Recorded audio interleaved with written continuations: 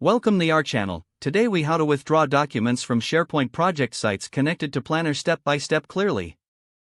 To withdraw documents from SharePoint project sites connected to Planner, start by logging into your SharePoint account. Navigate to the project site associated with your Planner task. Once you're on the project site, locate the document library. Click on the document library to view all folders and files.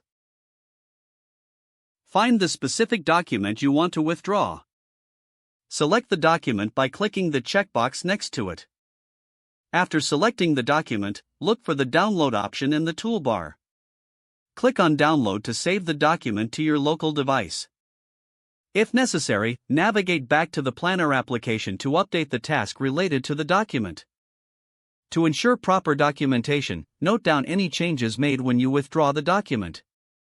After completing your review or edits, return to the SharePoint document library. Locate the option to upload the revised document.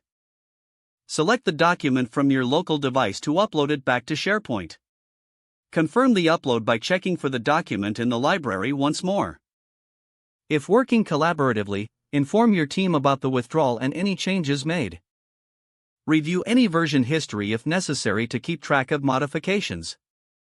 Finally, ensure that permissions are updated, allowing the appropriate team members access to the latest version. If the page does not load, refresh the browser or try again in a private or incognito window. Make sure you are using the correct email address, then retype it carefully to avoid small typos. If your password is not accepted, use the reset option and create a new strong password you can remember. Check your spam folder for verification or security emails, then complete any requested confirmation steps. Enable two-factor authentication if available to improve account security and reduce unauthorized access risk.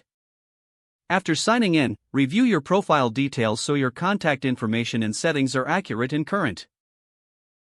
If you see an error message, note it down and try again after restarting your device and internet connection.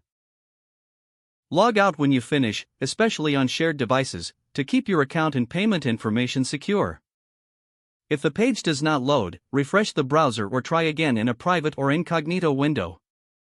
Make sure you are using the correct email address, then retype it carefully to avoid small typos. If your password is not accepted, use the reset option and create a new strong password you can remember. Don't forget to like this video and subscribe to our channel for more step-by-step tech guides.